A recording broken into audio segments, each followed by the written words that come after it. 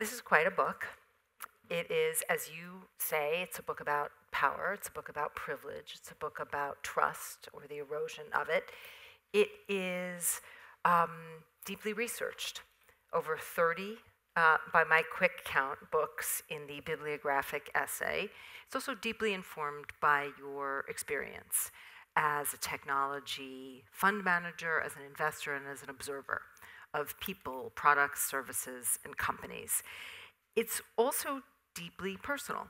It's shaped by your conviction and your concern, and an issue that you describe as the greatest threat to the global order you've seen in your lifetime, enabled by internet platforms.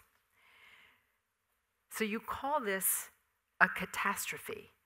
Is it really a catastrophe, or have you just been drinking the outrage Kool-Aid? So first, I want to thank you all for coming out, and I want to thank Willow for helping guide this discussion. So I call it a catastrophe because what I write in the book is chapter 1 of a problem that is still getting much worse.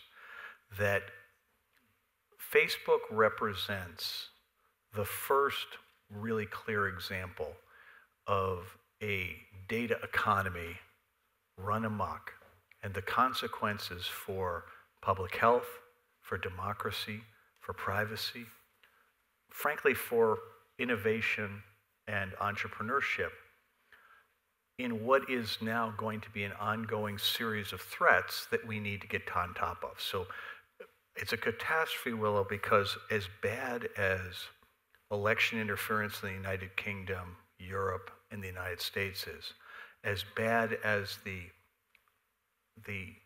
ethnic cleansing in Myanmar was, we're just beginning to come to grips with the impact of the Internet of Things, where there'll be pervasive audio surveillance in every room in which we welcome a device powered by Amazon's Alexa or Google Home, where these devices are all made by Chinese companies that are currently on lists for our Defense Department as being in national security, where they're powered by an operating system from Google that can be hacked by very young people, and where somebody last week had the unpleasant experience of coming home to the alert on their home security system that there was an inbound nuclear missile attack. So that's one thing. And then you have artificial intelligence, which is being put out by people whose expertise is so narrow that it hasn't occurred to them that if the data sets they use to teach facial recognition or mortgage lending or resume reviewing are simply the data sets from the real world, that they're going to inherit all the biases of the real world. So in resumes, you're going to get gender bias, you're going to get racial bias. In real estate, you're going to get redlining. And in facial recognition, teams of all white males are going to make software that either doesn't recognize women, in the case of Microsoft, or doesn't recognize people of color, in the case of Google. And my point here is that we made a set of choices as a country and economy in the world before artificial intelligence that no longer make any sense. And the political power of Facebook, Google, and other internet platforms is now shaping our lives. That the algorithms and the code of those companies and Amazon and others has more influence on us than the law. We are much more controlled by them. They weren't elected, and they're not accountable. Roger, what were those decisions that we made?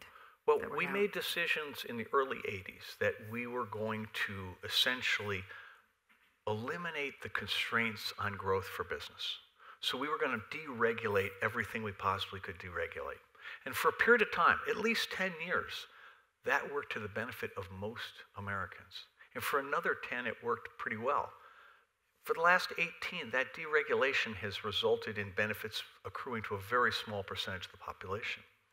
And there are certain things that we accept today that we accepted at a time when they obviously did no harm. And I'll give you a couple examples. Right now, companies like Experian and TransUnion and Equifax, credit card processors, sell the data from our credit card transactions to anyone who'd like to buy them. And for a long time, that wasn't a problem. But now these things are being put into these giant systems that are designed to change behavior of large populations. So I ask a question. Why is it legal to sell our private financial data? Why is it legal to sell geolocation data from our cell phones? Why is it legal to sell any data at all related to children, to minors? I mean, I don't want to pretend I know the answer, but we've never actually had a conversation about that. And what's interesting is when you're talking about privacy and people say, my data is out there, there's nothing I can do to get it back. My response is that's true, but we should have the power to prevent people from using it in ways that harm us. Traditionally, marketers and advertisers gather data on customers to make products better for those customers, to make services better for those customers. That is not what Google, Amazon, and Facebook are doing. They're gathering massive amounts of data everywhere they can find it. And they're looking for patterns that allow them to anticipate based on what Willow does or thinks in ways that can affect me and over which I have no control. And they do that because, among other things, they have both of our credit card information. They have our location information. They know that we were in the same place for a couple hours tonight. We probably know each other. Maybe there are things about her behavior that tell them something about me. The problem here is if we can stop them from using certain pieces of data, like financial information, like location information, we can break the power of them having the stuff that they have. And I don't think we have forever to fix this problem, which is why it's a catastrophe. Tell us a little bit about your journey here. You know, It started, I mentioned your career as a tech investor and observer and guide. Your relationship with Facebook began in 2006. From 2006 to 2009, you were an advisor to Mark Zuckerberg, and you say that you signed on, if you will, to be his mentor because the notion of helping a 22-year-old founder of a game-changing startup deal with an existential crisis really appealed to me. So what did your instincts tell you about him then?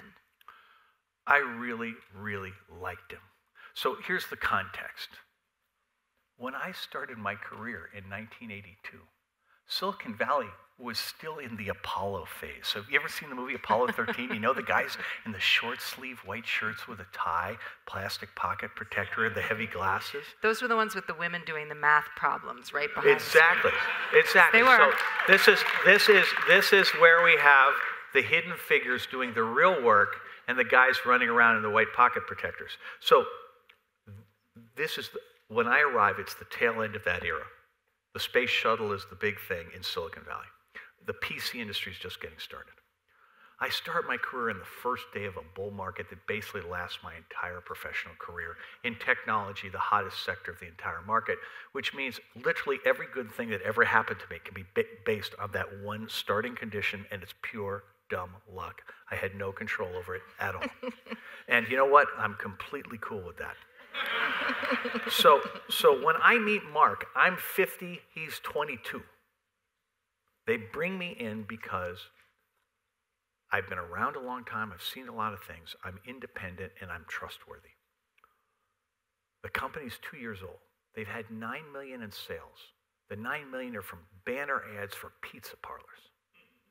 I mean, it's just the Facebook still, right? It's just a picture and your address. There's no news feed yet. It's just high school kids and college kids. But I was already convinced that he had the best company since Google and that he was going to be at least as big as Google was then. And the reason was because he'd found the holy grail for large human networks, which is he realized that anonymity was what kills these things. Anonymity allows people to behave in antisocial ways. And by having IDs from schools, he had authenticated identity. People couldn't hide. That kept the trolls out. It simplified the network problem. At age 20, they had an insight that there was a mathematical theory, graph theory, that you could use to specify a network as long as everybody had an authenticated ID, that there were only one point on the graph. That was like a Nobel level insight. I mean, just gigantic. So I'm really excited to meet him. We sit down in my office, and you have to picture this. This is a conference room that's really a video game parlor. So it's got massive speakers, a giant TV, all these video game consoles, and soundproofing everywhere. So if you're not saying anything, it's dead quiet. He comes in. He's Mark Zuckerberg. Flip-flops, T-shirt, hoodie, courier bag. I say to him, dude, before you say anything, I got to tell you some context or you're never going to believe a word I said. If it hasn't already happened, either Microsoft or Yahoo is going to try to buy you for $1 billion. Keep in mind, they've just had $9 million in revenue, so $1 billion is like ridiculous, right? They're going to buy you for $1 billion. Everybody you know, your parents, your team, your board of directors, they're all going to tell you, take the money, Mark. We'll back your next company. It'll be great. You'll be rich. Change the world. I said, Mark, I think you created the best thing since Google. It's going to be huge. Whatever you do, you're never going to get a chance to have such a good idea at the perfect time. Again, it never happens twice. Steve Jobs had 2 great ideas, but the second one took 10 years. Right? The perfect time is the hard thing to find. And he had it. What followed was the most painful 5 minutes of my entire life. So I've just laid this big trip on him, telling me he shouldn't sell the company. He should just explain to everybody, no, I got to keep it independent. He doesn't say a thing. I'm like, what? I've just laid this heavy thing on you, dude. This room is soundproofed, so it's like eerie dead silent. If you've ever been in a silent room with another human being and you expect them to say something and they don't say anything, it gets really creepy really, really fast. At 1 minute, I'm thinking to myself, wow, this guy's really thinking about what I said. I mean, he's showing me really great respect because he's spending all this time thinking about it. At 2 minutes, I'm going, man, this guy's weird. At 3 minutes, I'm digging my fingernails into the cushions. At 4 minutes, I'm about to scream. Then finally, he relaxes and he says, I don't know how you did this, but the thing you just said is what happened. That's why I'm here. What do I do? So I helped him figure out how to persuade everybody that they shouldn't sell and that they should stay independent. And that, while that was a really weird experience, the thing about him that was so interesting was how mature he was. Mm-hmm. He had this vision. It was really idealistic. And he took my advice. He killed the deal. I mean, if you're in an advisory situation with a kid who follows your advice, you're going to react pretty favorably. He invites me to his office a week later. It's covered with this professional graffiti everywhere. It was really weird. So there were always signs that things were, shall we say, different. And obviously the 5 minutes of silence was really different. A more, shall we say, skeptical person myself might have observed that there might have been a sign of something weird going on, but I didn't see it that way. And I would meet with him once a month, twice a month, sometimes 3 or 4 times a month. And I had to help him change out the management team because the team he had wanted to sell the company. And I only helped him on a few of the positions, but it was a really fun thing. And the core thing was I introduced him to Sheryl Sandberg. And I'd met Sheryl because she worked at the Treasury Department in 1999 when Bono from U2 was trying to get the U.S. government to forgive the debt of all these countries that were never going to pay it back, and there were economies couldn't be restarted. So Bono hears about this guy in California who's helping the Grateful Dead create this new platform for bands to sell directly to their fans. It goes to Sheryl, I got to find this guy. Sheryl goes, you're not going to believe this, but my brother-in-law works for him. His name is Roger McNamee. Bono calls up. I meet Bono. We start Elevation together. I meet Mark. Mark needs a chief operating officer. I say, I think you should hire Sheryl Sandberg. She's been at Facebook. And he goes, Facebook, they're nothing like Google. And I'm going, he says, Google, they're nothing like Facebook. And I'm going, no, they're more like Facebook than anything else is. And then I go to Cheryl, and she goes, he's 23. I'm going, it's going to be okay. Anyway, they get together, it all works out. The point of this is, I really like him. I liked him then. I liked him a lot. He was very idealistic and very, very driven. What I didn't realize was that there were elements of the social network. There was a side of his personality that's incredibly competitive. And it's competitive in a sort of winner-take-all way that's real. And I didn't go see the social network because I liked the Mark I knew. I was being utopian about it, and that was unrealistic. I really like Cheryl. I thought Cheryl was one of the greatest executives I've ever done business with. And I can't understand why she's had so much trouble with the last 2 years of this. But what she did at Facebook, what they did together was amazing. And in retrospect, the miracle is that they got so far before the problems showed up. Mm-hmm. They got to 2 billion people before it was obvious that there was something wrong. How did they do that? What combination of business model, execution? Yeah. So do you guys know how their model works? Basically, they sell ads, right?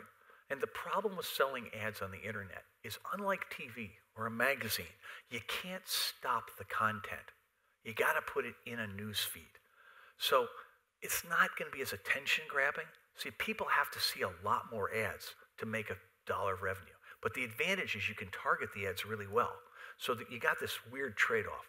So the first problem was, how do we get people to come back to the site? So they use persuasive technology. They figure, we're going to use stuff from slot machines, rewards. We're going to give you likes.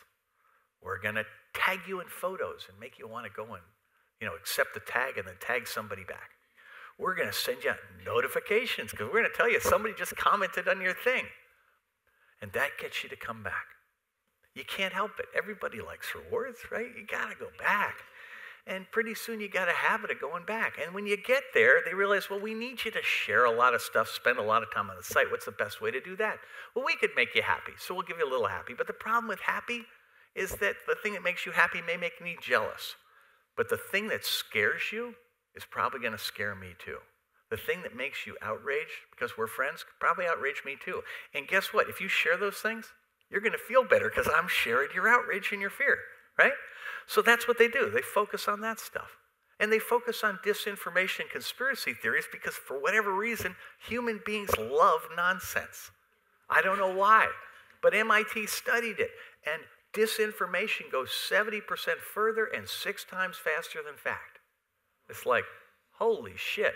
By the way, bots share disinformation and fact equally. Bots can't tell the difference. Humans are entirely responsible for the gap. And the problem with this whole thing is, first you build a habit, right? I'm going to just check my phone because I'm on the subway or I've got 2 minutes free. Next thing you know, you wake up in the morning. When do you check your phone? Is it before you pee or while you're peeing? Right? There's no choice, right? It's one of those two. And so for a lot of people, that turns into an addiction. And the problem is that people in an addicted state can be manipulated. And Facebook had a set of tools like groups that were designed to bring people with like feelings together. And if you build a group around a conspiracy theory like vaccines or somehow linked to autism, people are curious, they go check it out. They get in the group, it gets reinforced over and over again. Next thing you know, the opinion gets rigid and it gets more extreme. And that's true in politics, it's true in conspiracy theories, and it has taken polarization in this country from a very low level to a very high level. And it's taken the people who believe in flat earth from a teeny level to a very high level. And it's made our politics really difficult. And the problem is that it's really good for the business of internet platforms. So they do it. So you start this journey being convinced about this business. Yeah. Being and I stayed convinced. Until 2016? Yeah. I mean, I had a partner once who pointed out that for my 50th birthday, Ann staged a surprise party of such magnificent scale that only a complete moron would not have picked up the signals ahead of time. Guilty as charged. So the only other known example of me missing signals on the scale of my 50th birthday party was around Facebook on this. There were signals and I missed them. And I think some of it was because I liked the people and I didn't want to see things. But in 2016, what happened? Ann and I were on vacation. I'm on Facebook, and all of a sudden I see these anti-Hillary memes that are really misogynistic. One of my friends posts one day, and the next day there's a different one, and 4 people have posted it. The day after that, it's like 8 people. Day after that, like 16. Well, I'd been running Moon House, my band's Facebook page, for a long time. I know that groups do not grow that way organically. They grow that way because somebody's spending money to get people to join the group. And you just knew that then? No, I mean, look, I know you were a news junkie. I'm saying I knew that the group dynamic worked that way. So when I saw this, all of a sudden I'm seeing this Bernie bro thing. I'm going, somebody on the outside, Bernie's not spending this money. Somebody on the outside is spending money to get people into Bay Area for Bernie or whatever, right? And I see this thing and it's really bugging me. And then a month and a half later, maybe 2 months later, a group gets thrown out of Facebook because they use the ad tools to gather data about people who expressed an interest in Black Lives Matter. And they were selling that data to police departments. Now, Facebook did the right thing. They expelled them. But by that time, the damage had been done. And I'm thinking, man, that's really evil. Then in June, the United Kingdom has the Brexit referendum on leaving the European Union. The night before the polls say they're going to remain by 4 points, the final thing comes in, they leave by 4 points. And there was one conspicuous thing about that campaign that everybody had noted, but nobody had tied to the outcome, which is that Leave had a campaign that was really incendiary, xenophobic, anti-immigrant, blaming them for everything, both real and imagined. Remain's campaign was this really neutral thing. Hey, we got the best economic deal in the history of the EU. Why would we mess that up? What if it was true that Facebook gave a reach and cost advantage to an inflammatory message over a neutral one? Not on purpose, but just the way it's set up, that would produce that outcome. And now I got 3 data points, and I'm really bugged, so I'm now looking for stuff. And in the summertime, we get to August, and we hear about Manafort. I'm going, whoa, the campaign manager of one of our candidates is working with the Russians. That's bad news. A couple months later, this Housing and Urban Development puts out a report that they have cited Facebook for its advertising tools because they allow people to discriminate based on race in violation of the Fair Housing Act. Same week, the feds put out this thing saying the Russians are interfering in our election. At this point, I'm in a total panic. I write this op-ed for Recode, the tech blog. And Ann reminds me, I should send it to Mark and Cheryl. Because what I really want to do is get them to fix it. I don't care about PR, so I want to just get them to fix it. So I sent it to Mark and Cheryl, 30th of October, 2016, 9 days before the election. They get right back to me within an hour or two. Same message from both of them, slightly different wording. Roger, we're really glad you reached out. Appreciate your sharing this. Now, we think the things you see here are not the result of a structural problem in our business model or our algorithms. No. These are all isolated. We've taken care of everything. But you know, you're a valued ally of the company. We're going to have our colleague Dan Rose work with you, and if there's a problem, he'll fix it. Dan's a good friend of mine, so I talked to him, and I'm saying to him, dude, what if there's something really wrong here? There's an asymmetry, right? If I'm wrong and you look, no harm done. If I'm right and you don't look, you're dead. He goes, Roger, we're totally protected. Because I think they're the victim, right? So he goes, no, we're totally protected. The law says we're a platform. We're not a media company. We're not responsible for what third parties do. And I go, oh, but isn't this a trust business? Right? I mean, don't people have to trust you? Then the election happens. I go ballistic. It's a disaster. And I'm like, But we should point out the obvious, which is that you're a news junkie and a political junkie, as well as being at that point a Facebook junkie. Totally. Okay. And so I'm like, I'm going, the Russians may have tipped the election with Facebook, dude. And he's going, no, the law protects us. And I'm going, dude, you don't get this. If people decide you're responsible for this, your brand is going to be shot. We're going to get killed here. You got to do what Johnson & Johnson did after the Tylenol poisoning. You got to leap to the defense of the people who use your product. You got to go to the feds and open up the books and find out what happened here, and and just let's solve this together. And he's basically treating it like a PR problem. I spent 3 months begging him to look into it. No such luck. I decided I got to do something more active, so I became an activist. So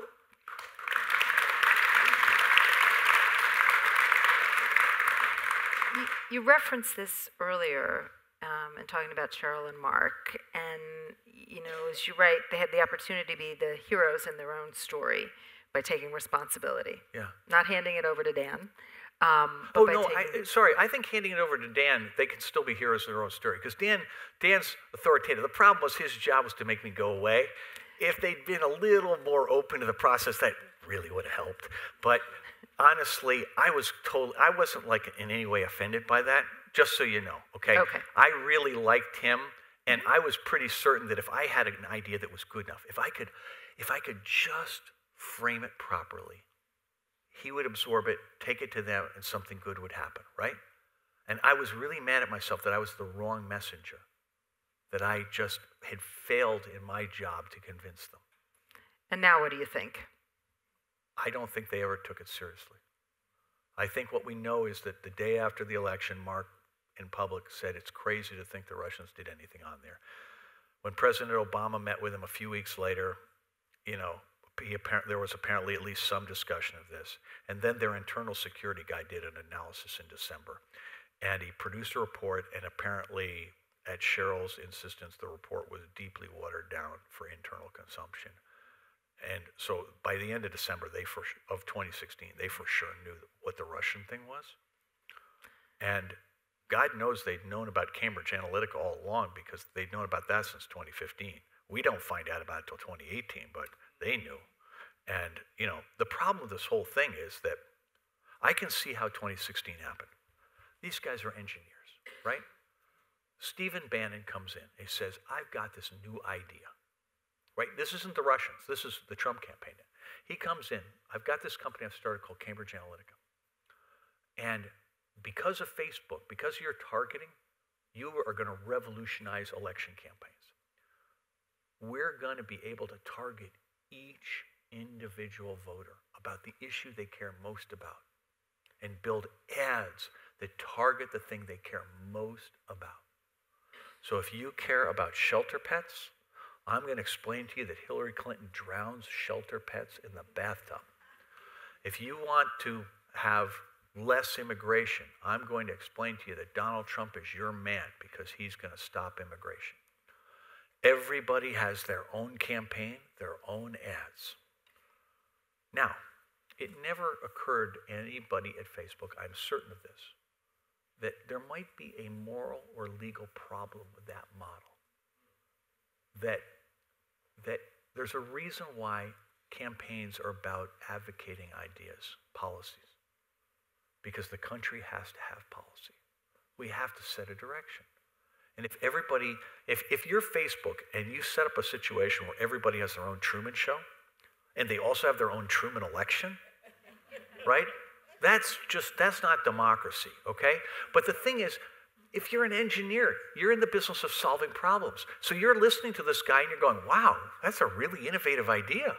We ought to see if that works. It probably never occurred to him that it was going to move the election, right? I mean, so I look at this and I'm actually very sympathetic about what happened in 2012. There were all the signals for them, but I missed them, so they missed them too. My problem is really when the evidence was irrefutable, they were still in denial, both internally and externally. Why? I have no idea. When Myanmar happens, right? The first news of the ethnic cleansing in Myanmar, it's Obviously, their product that's causing it, they are the internet in a country that has no other media. Hate speech spread over Facebook by authoritative figures, the head of the military and the head of Buddhism, tells people that this Rohingya minority are evil vermin that need to be exterminated. 9,000 people confirmed dead in 6 months, 42,000 missing and presumed dead, 51,000 total. I think we lost 57,000 Americans in Vietnam in 10 years. They did that in 6 months, okay? Facebook went into this thing, I think, with almost no people who spoke Burmese. Nobody understood the culture, no employees on the ground, and they never sent one over. There's an internal memo I cite in here after they introduced Facebook Live, and a man was murdered as a Facebook Live video. And they said, the boss of Facebook platform said, you know, our growth is so important. The world's a big place, a lot of stuff's going to happen, and we just have to be okay with that. And I'm going, you know what? I was raised to believe different things. And I would like to have a debate about that value system. And that's what this book is about, okay? I think the country needs to ask the question whether we always defer to money, whether we always defer to power, or whether each one of us is a human being entitled to self-determination. Whether just because they're smarter than we are, because they are currently more powerful, that should always be the case. I don't happen to think that's true. There are a lot more of us than there are of them, and we still have a democracy, and in 2018, we acted like it. Okay?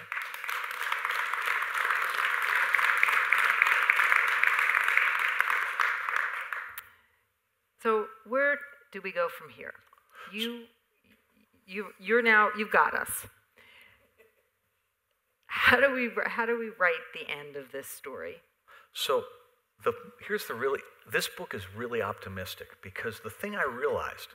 Really, it is. Don't let anything that he said until now lead you to believe that it's not. It is. I'm teasing. I have to give you the honest setup. We're not in a good place, okay? And if we sit on our asses, it's going to get a lot worse in a big hurry. But we have way, way, way more power to affect change than we give ourselves credit for. And the reason I know this is true is because I have lived it. When I gave up talking to Dan Rose in February of 2017, I couldn't find anybody to talk to.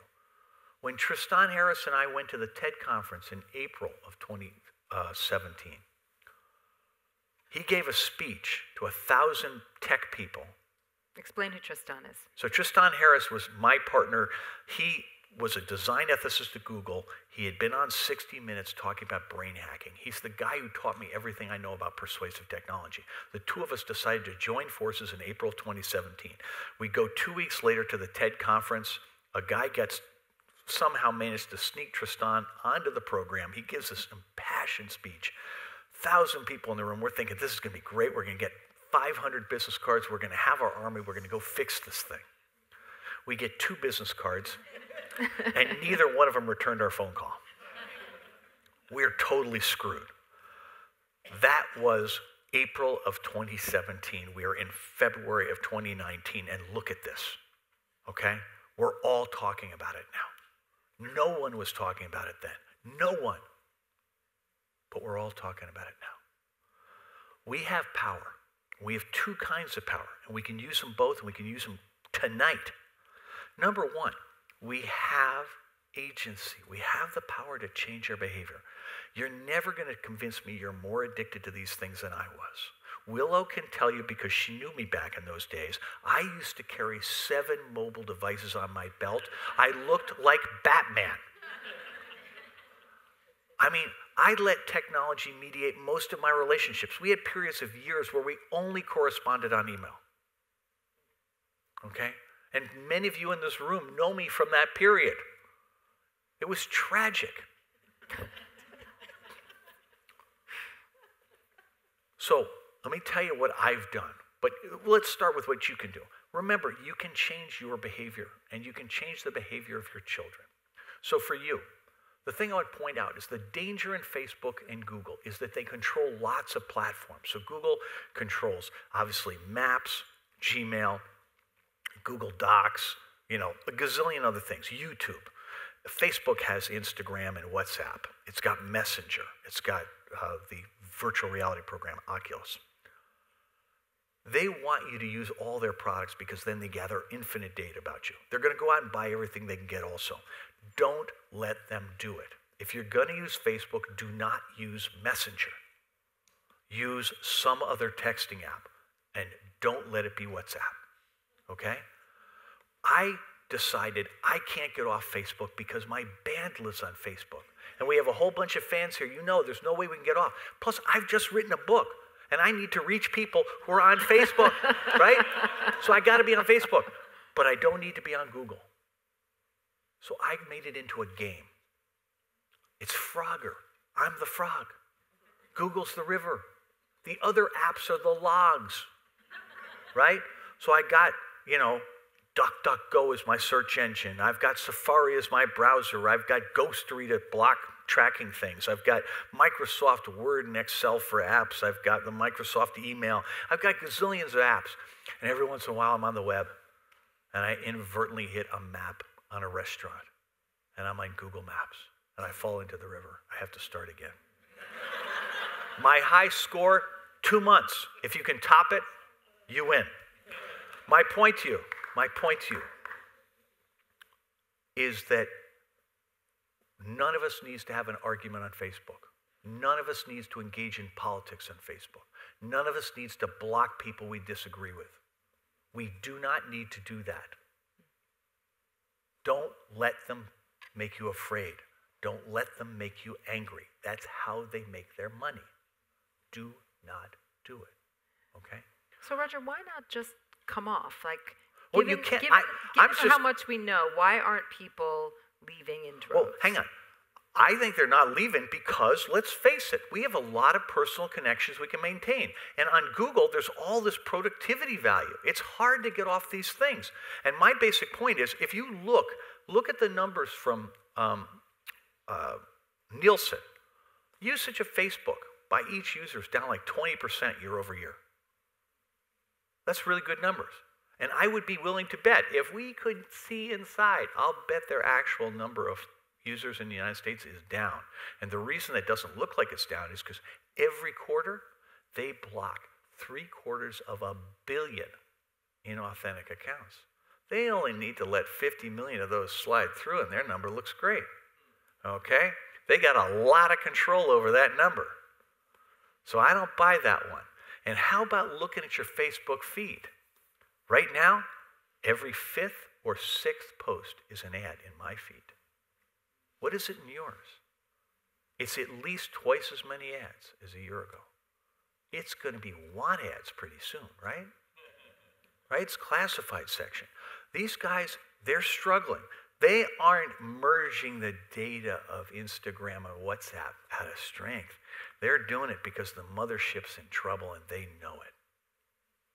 They also want to merge them to make it harder to do antitrust. But we're going to beat them. So here's the thing.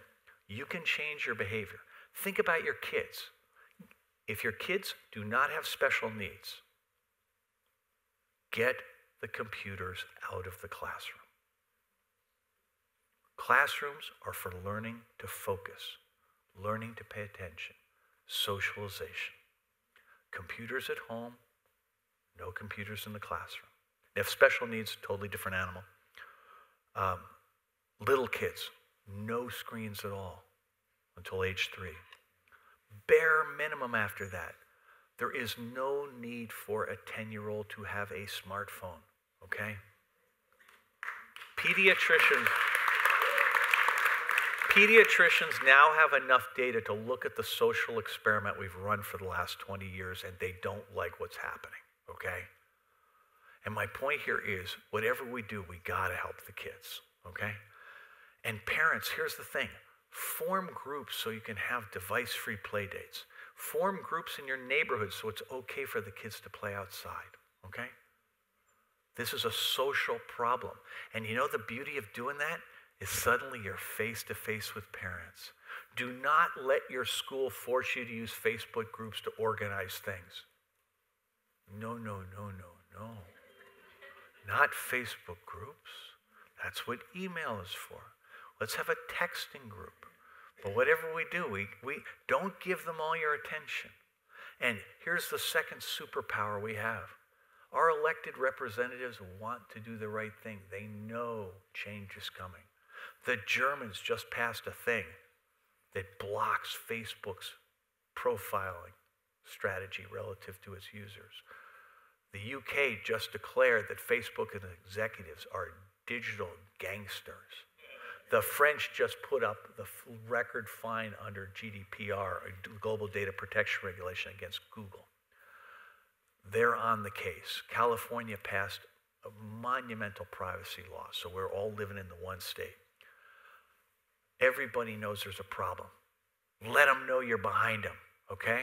We got to teach Kamala Harris that she's the senator for the whole state, not just for Google and Facebook, okay? If Anna Eshoo, who has Google in her territory, and Jackie Spear, who has YouTube and Facebook, can stand up, our two senators can stand up. And it's time to do that. And my basic point here is, if they disagree with that, that's fine, but we have a right to not approve.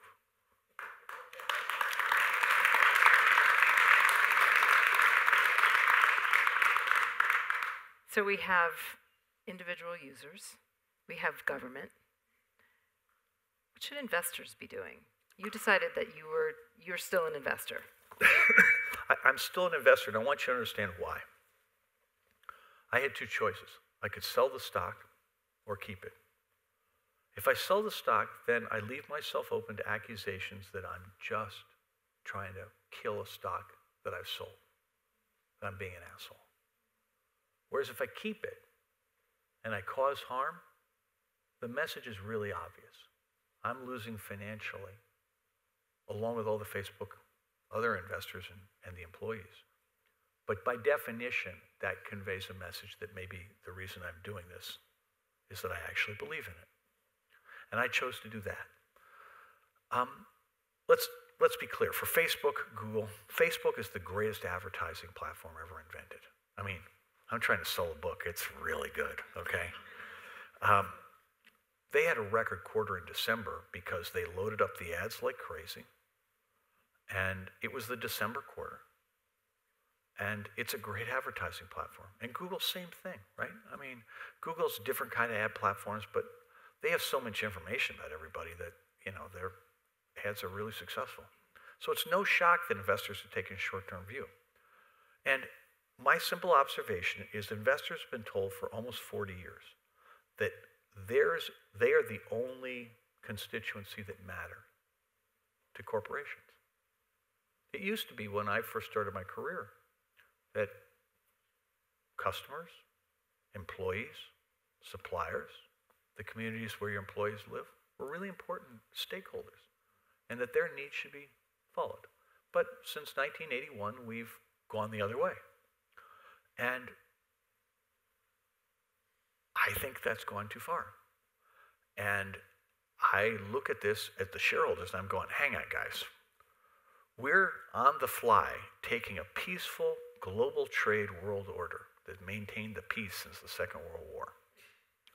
And we are unilaterally going to nationalism, which has led to 2 world wars and God knows how many other wars over time. And we're doing this on purpose. And I'm going, and the stock market doesn't care? The stock market's supposed to be discounting the future. A world of nationalism is a much scarier, less certain world than a world of global trade. It's also a world with smaller global output. So I think the stock market's wrong about a lot of things, not just this. And it'll figure it out. And when it does, it's not going to be happy. And, so for Ann and me, we mostly own T-bills because, I'm not sure when that's going to happen, but I don't plan to try to split the salami slices too small here. But I look at this and I go, everybody gets to make their own choices. And the markets basically decide it's okay with all this stuff. And I'm going, Okay, I disagree. I'm going to tell you why. You can disagree too. Relative to the market, I'm obviously no better a messenger than I was with Mark and Cheryl. I'm cool with that. Maybe with you I'll be more successful. That's what I hope. You want to take some questions from the audience? Does anybody have any questions? I would really like to hear from the ladies first, right there in front. Okay, I'll bring a microphone. Just a quick reminder. Right in the middle of second row. Around here, questions start with a W or an H, sometimes a D. They are generally short. There is no such thing as a two-part question. And tonight, only Willow Bay gets to ask follow-up questions. Thank you so much, and thank you for your advocacy in this. And one thing I'm asking is, how quickly can we make a documentary out of this book? Only because my friends who are very disenfranchised with Facebook don't do the politics anymore. So let me answer the questions. Documentary out of the book. So there have been 2 documentaries produced to date that touch directly on the book. There was one done by Frontline right before the election that was really magnificent. I encourage you to look that one up. And there is one that is complete. It was at Sundance that's being completed. It's a Netflix thing called The Great Hack that's all about Cambridge Analytica. That is truly extraordinary. There's another film coming in the fall that's about Tristan Harris's work and the brain hacking and my stuff there. And we have featured in all 3 of those. So the 3 of them collectively cover our work. And what comes beyond that, I don't know. There are a whole series of people who are asking us to participate in other things. So documentary filmmakers are all over this issue, and in my opinion, doing a magnificent job. Okay, next question here, stand up. Hi, I'm over here. Oh, okay. Hello. Okay. So I have a question. When Russia annexed Crimea, the Ukraine pretty much had to stop, completely and ban Russian news because the idea of fake news was so strong that it was actually encouraging all this warfare. And as you see, the strong division in our country over left, right, whoever you want to believe in, Facebook and all these social media platforms definitely help advocate it and help people stay trapped in their own bell chamber. Yeah. What would you do, or what would your solution be versus all out banned on freedom of speech? So the way to think about it is filter bubbles have been with us for at least 60 years. There were filter bubbles in newspapers before that. Filter bubbles create an illusion of only one point of view. And in order for them to work, no other non-confirming ideas can come in. So if you get a situation where everybody only reads one newspaper, you can get a filter bubble there. When I grew up in the 50s and 60s, network news did that. There were 3 networks. When I was a kid, we all watched the Kennedy funeral, the Beatles, and the moon landing together. And that filter bubble was a filter bubble that caused conformity because we all saw exactly the same things at exactly the same time. And that ended with the finale of MASH. No, I'm serious. That was maybe that you could say the Super Bowl since then, but basically after that, appointment TV was over. And the difference with Facebook and Google is that their filter bubbles are personalized. So instead of everybody getting the same thing in a broadcast, each person gets the thing that Facebook and Google believes is right for that person. So they have this Truman Show, each one with a unique world, with their unique facts. That's bad. But what's really bad is that if you're in a filter bubble long enough, you start to believe the stuff and it becomes a preference bubble. You choose it. So if you're exposed to anti-vax long enough, you become an anti-vax crusader. If you're exposed to flat earth long enough, you become a flat earth crusader. And the problem in the United States is that 1/3 of the population denies the human impact on climate change. Almost 7 or 8% believe there's a link between between vaccination and autism. Those two almost don't overlap. So 40% of the people in America, at a minimum, essentially identify with things that are demonstrably not true. It's really hard to have democracy in that environment. So preference bubbles are where the challenge comes in. In our situation in 2018, there was a big increase in the amount of disinformation relative to 2016. but it didn't work as well. We are evolving. We're developing defense mechanisms, not because of what happened in 2016, but because it happened in every country in Western Europe, and we all saw it. And so still some people are affected. I think that disinformation and all these tools work better at suppressing votes in a highly polarized world than they do at changing votes. I think it's really hard to change votes. But as Bannon showed, you could suppress votes in 2016 by focusing on white suburban women, people of color, and idealistic young people who would like Bernie Sanders, and getting them to not participate. 4 million people who voted for Obama in 2012 did not vote at all in 2016, and some measurable piece of those were because of Bannon's techniques. And that's really bad. We have to find a way to go from being passive consumers who always get our way to being active citizens again. In 1950, we were all active citizens. Consumer packaged goods turned us into consumers for products. Facebook and Google did the same thing for ideas, and we have to re-engage. You can't solve this problem with technology. You can't break people out of preference bubbles with tech. You have to meet them where they live. That's why I did 6 appearances on Fox News in my launch week, because we're all human beings. We're all Americans. We have more in common than divide us, and it doesn't matter. This is not about right and left. This is about right and wrong, okay? So Roger, while I work my way to the front row, I have a question to ask you. So like you, I love Facebook too. We generate most of the traffic to promote our events through Facebook. I'm interested in your comments on some of the things Facebook are doing to control and sort of manage what gets advertised. For example, we released a video of our Madeleine Albright event, and we're denied being able to advertise and promote it unless we register it as a political advertiser, which involved me sending Facebook even more personal data about myself so that they can control what it goes out. Ads to promote this event, we're approved. Is there a question coming here, Ted? Yeah. So the question is, what do you think about some of these stopgap measures that Facebook is doing right now? So I think Facebook in particular is doing things that are mostly cosmetic. Here's the tell. Facebook created this vault for all political ads. A group called ProPublica, which is a not-for-profit news organization, created a team to analyze all the things in there to find out what we needed to know. Facebook 2 weeks ago shut off ProPublica's access to that data vault. That is not something you do if you're sincere. Here's the thing. Google has done nothing.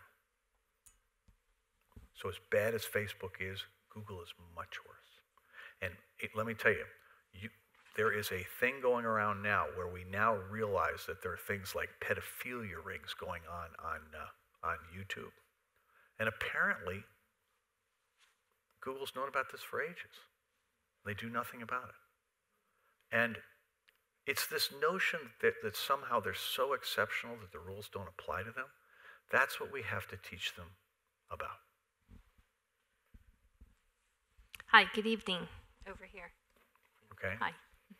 I have no idea where you are. To your Okay. right. Hi, good evening. You mentioned that in 2006, I think you were an advisor and a mentor towards Mark Zuckerberg. I'm wondering, when you sent a letter that wasn't in line with particularly their beliefs, you were relegated down to Mr. Rose. Have you had the opportunity to directly talk to him and Cheryl about these issues? So, great question. So no, I have not heard from Mark or Cheryl since October 30th of 2016. I have spoken to no one at Facebook who was an active employee of Facebook since February 2017. They communicate with me through ad hominem, mostly through the press, and I go, that's not a great strategy if somebody is coming at you with a well thought out intellectual discussion, particularly one dispassionately delivered. So I kind of feel that their non-engagement is not helping them. I would love to talk to them. I would welcome the opportunity. I don't think it's going to happen. I think that ship has sailed. I think we're going to have to find other people to do those conversations, and you know what? There are plenty of them now, so I'm not worried about that. I mean, I think they could talk to Willow, and that would really help. No, I'm not joking. I'm not joking. I mean, there are literally a ton of great journalists who could do this right now, you know. And here, can I just make one observation? If you want to look at the best journalism on Facebook right now, 95% of it is being done by women. I do not think this is a coincidence, okay? I do not think this is a coincidence. I just want you to think about that. This is why I think, you know, I'd like to see women dominating all spheres of civil life right now, because we've run the other experiment, and I'd like to turn it around. I mean, I think this is about white male privilege, and frankly, I've had it up to here, okay? Thank you. So we know that these tools work. If you're advising a Democratic 2020 candidate, do you advise them to use them, or do you have them make a moral decision when you know that the other side will? So that's an unbelievably difficult question. And so let me tell you where I am on this. I do not believe that micro-targeting to suppress votes is a legitimate tactic. So I do not advocate that. I do not believe that disinformation is legitimate, and I do not advise that. I am furious at Reid Hoffman, the founder of LinkedIn, for financing the people who did that bullshit black hat campaign in Alabama. And so I think using social media is totally fair game if you do it legitimately, to share your policy plans, to get your vote out, to do all the things that democracy is about. But I'm gonna fight this cleanly. There are a lot more of the people on the right side of these issues than the wrong ones, and I want to have a fair fight. Roger, why hasn't a disruptive platform arisen that's not ad-based, you know, from a financial and a technical point of view? Why hasn't another disruptor emerged that's not ad-based and that doesn't, you know, subscribe to surveillance capitalism? This is a great question. The reason why there are no competitors is because Amazon, Facebook, and Google are completely keeping the sunlight from hitting the ground. So you can't get a company out of the seed stage because you can't raise the money. I had a situation of a company that was just off fuego. I mean, got to basically the user scale of Snap, had a business model that had turned on, and it could not raise any money because the big guys just went to everybody and said, we're going to crush them. And whether they were or weren't, who knows? But the company got sold to one of the big guys because there was no way to run the business. And, you know, I'm really sorry, but that's why you have antitrust law. And we're going to use antitrust law, and I hope to be part of this, to create space so that we can see companies go back to the old Steve Jobs model of bicycles for the mind, technology that empowers rather than dehumanizes us. There's no excuse. It's a great business opportunity. Every crisis like this creates a gigantic business opportunity. I mean, look at climate change. There have been huge opportunities around solar, huge opportunities around wind power. There are going to be all these things around materials, you know, in terms of managing heat. I look at all this stuff and I go, this isn't a negative thing I'm talking about. The pendulum needs to swing back. We need to go to decentralized. We need people to be able to control their identity. That doesn't come for free. That's going to be great businesses. I mean, right now, why do I use an iPhone? Because Apple is completely committed to protecting my privacy and security. I happen to value that at a large multiple of the price gap over an Android. I mean, if you have an Android, you might as well have a giant banner with all your personal data dragging behind you and hand it to every single person you meet, because the product is so insecure, and by design, things are getting sucked out. And what's really weird is Google's doing some really interesting things to, like, you know, to get away from cookies and things like that. So I completely don't get the Android thing, right? But it is what it is. And I think that I've been begging Apple for 8 months to repackage the bundle, to recognize that we're done with growth in smartphones. And their point of greatest competitive advantage is privacy and security. And instead of focusing on the App Store and iTunes, they should focus on privacy and security. And then, son of a gun, it wasn't because of me. Their data showed they should do that, so they put this giant banner up in Vegas at the Consumer Electronics Show, and everybody went crazy. So I think they're going to do it. And thank goodness, it's time. Doing business right is good business.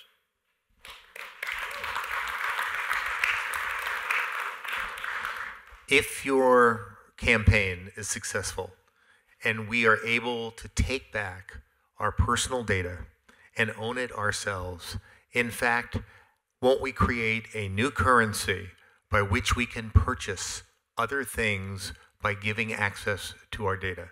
And haven't we created a new monetary system? If it happens your way, the answer is yes. I think there are other ways this may happen that may result in certain things being off limits and therefore not being monetizable because it may not be in the public interest. Because of this thing of the social value of data, it may not be in the public interest to let you sell all your data. The same way it's not in the public interest to let you sell a kidney at will, okay? Right? I mean, we make certain choices in society about what's cool and not cool, and I don't think everything should be driven by the almighty buck, okay? That's just my view. And I may be the wrong guy to say that, okay, because I've been a beneficiary of the almighty buck. But I'm sitting here with a very simple notion that that's one solution, but I don't think that's the only one, and it's not obvious to me that it's the best one. I really want to have the debate, and I want people who understand the details way better than I do to weigh in on it. Okay. Well, earlier you said that this was a catastrophe. Yeah. And you said that you didn't think that we had a lot of time to solve it. Could you elaborate on that? Well, so, yeah, in terms of time, how many people here have a device with Alexa or Google Home in it? Okay, that's the problem right there, okay? So these devices are immensely insecure. And they're not because they're a terrible idea, but because they rushed them to market, and there are 3 levels of compromise. They're listening all the time. Now, Amazon will tell you, I don't know what Google would say, but Amazon tells you they only record when you say, hey, Alexa. I've had 2 podcasts this week where the word Alexa caused the thing to start up, and I didn't say hey, and neither did the other person, okay? And I'm talking about these things snooping all the time, and they're in the room with the podcast, and they come on. You have this thing in your bedroom, you are clinically insane. You have this thing in your office, you are clinically insane. Amazon may be correct that they're not going to record it all today, but what about in the future? The opportunity is going to overwhelm some product manager. They're all made by Chinese companies currently on the US government restricted list. Every one of these things, okay? Or maybe not everyone, but just about all of them. And lastly, they're all on Android, which means they're hackable. And you're doing it what? To play a playlist? To get the weather? Spare me, people. I don't know what to say. I got mine the first day, so I'm guilty. I bought it. I plug it in the very first day, and Ed comes on MSNBC 20 minutes later. Hey, Alexa, the damn thing turns on. I look at Ann looks at me. We go, oh, my God. Unplug it, put it in the box, throw it away. Right? My point to you is I can't tell you how to live, but I can tell you that you are taking unbelievable risk with those things until these people have established rules for how they're going to use the data, and until there is liability for the data being improperly used. Until then, you are nuts to use it. For what? Playlists and the weather, right? Now look, if you are a single mother with 3 little children, I get it, okay? I really do get it if you're a single mother with 3 little children and you're trying to manage 3 toddlers running around. I get the hands-free part, okay? So my message doesn't apply equally to everybody. But ask yourself, do you really need this thing, okay? If you do, God bless, okay? But just recognize there's a real trade-off. Hi, Roger. Thanks for coming tonight. I'm curious what you think the root cause of these issues with any social media platform are, assuming, to your point, let's say Facebook as an entity is very libertarian in its views, and assuming we all have free will and can make our own choices about what we do in life, if you believe that, or if you think social media platforms Yeah. coerce us into doing things we don't want to do. What do you think the root cause is, and do you think these platforms amplify what are other issues, possibly to do with our education system, or how things are being directed just with our public? It's a great question. I don't want to pretend to know the answer completely, but there are pieces of it I do know the answer to. So I believe Google and Facebook both began with the best of intentions and with distinctly non-financial motivations, okay? We got hooked on those products in that period. And it was once we had begun to lose our ability to make rational choices because we had an investment, right? Once you've built a friends network, once you've got all this stuff in, Gmail or whatever, it's hard to get off those things, right?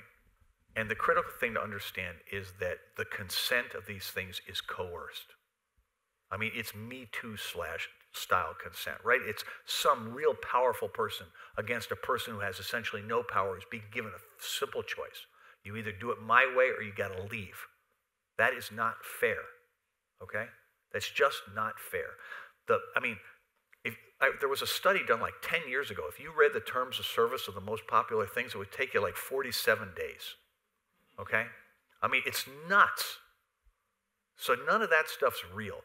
And they say, oh, you pick your friends. You pick the things you click on.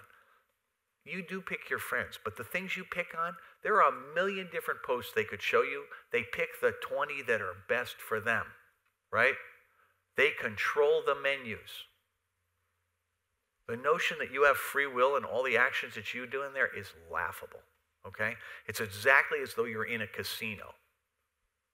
It's literally the same psychology. It's the same techniques. There's a reason why people keep putting the quarter into the one-armed bandit, okay? And that's what these things are. That part I'm real confident of. The other parts, I don't know. The libertarian thing, they clearly believe that their mission is so important, it justifies whatever means are necessary to get there. And I just sit there. I don't happen to agree with that. And my point is, let's have the debate. Let's not just sit there and say it's inevitable, because it's not. History changes on people taking action.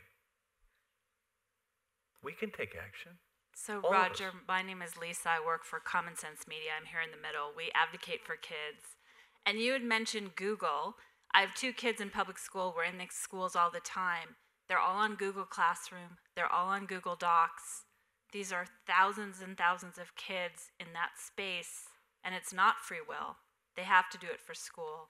My question to you, I know the great book is about Facebook, but what can we do about this from an advocacy and a user perspective and a privacy perspective for our kids? Yeah, so to me, the kid thing is we're just gathering the data, and there's a lot of great pediatric research being done on this stuff now. Again, I mentioned earlier about protecting really little kids from screens and minimizing for everybody else, getting computers out of the classroom. The underlying logic that got them in there turned out to be wrong. Kids do not need to be exposed to this stuff at birth. If the kid is going to become a programmer, it's going to happen at home, not in the classroom. The kid's going to show that predilection very early. And my point is, this isn't about stunting the future STEM kid. This is about letting all the other kids have a real life. And I would just say Common Sense Media does an amazing job. If you have kids, you need to go to their site, okay? And it's commonsense.org, right? I think. And so just check it out. And just my point to all of you here, I don't have kids. I'm not a pediatrician. I'm talking to pediatricians all the time. I talk to Common Sense all the time. These are hard problems, and we solve them together. Parents solve them as groups. Schools solve them as groups. We can win this thing. We didn't get here in one day, and we're not going to fix it one day. But we can start tonight. Let's do 2 more questions. Zuckerberg appeared before a congressional committee. I wondered if you'd comment on any future governmental intervention in this process. Yeah, so I don't know if you got to see the time that Mark appeared in front of Congress. He was slated to do 2 days, one in the Senate, one in the House. At about the hour and 40-minute mark of the first day, when we were through with the 78-year-old and the 75-year-old senators, and we'd had one senator younger than that, the FBI raided Paul Manafort's home, and the news cycle pivoted on a dime, and the rest of it wasn't shown. The House of Representatives, the Democrats sliced him with a sushi knife. They literally dismantled him. If you read the transcript of the House thing, particularly starting with a woman named Kathy Cabral from Florida, and read from there to the end, but the whole Democratic side is great, but from Cabral to the end, it's just, I mean, it's musical, okay? And so here's the thing. Antitrust is popular with everybody. The history of antitrust in tech is fantastic. It starts in '56 with AT&T, which is the thing that creates the computer industry, takes the transistor, puts it in the public domain, and creates Silicon Valley. IBM, antitrust, creates the software industry, it creates PCs. The second AT&T case accelerates cellular phones by a decade and brings broadband data forward probably by 15 or 20 years. The Microsoft case creates the internet.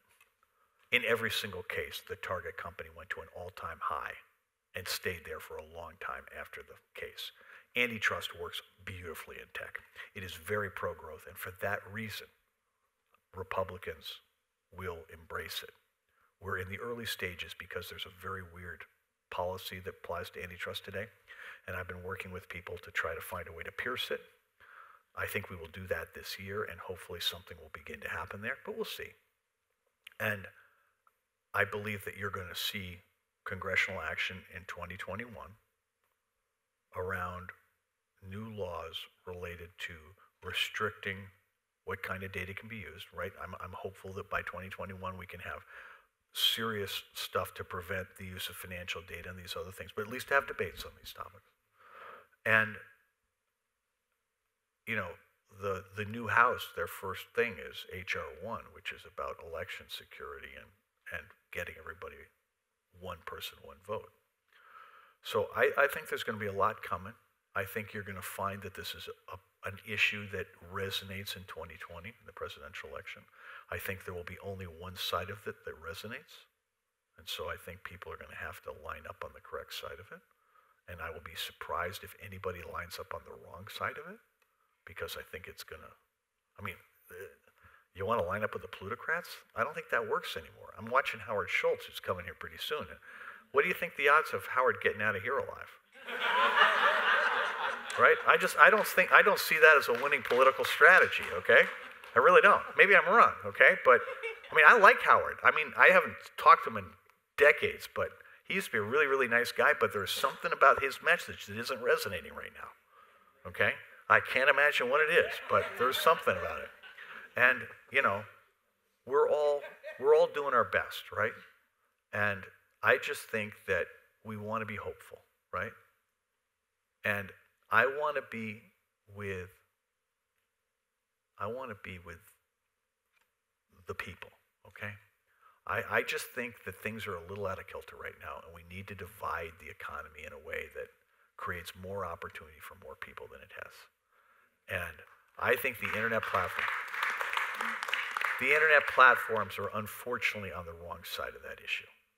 And so they need to be reformed. I asked them, I pleaded with them to reform themselves.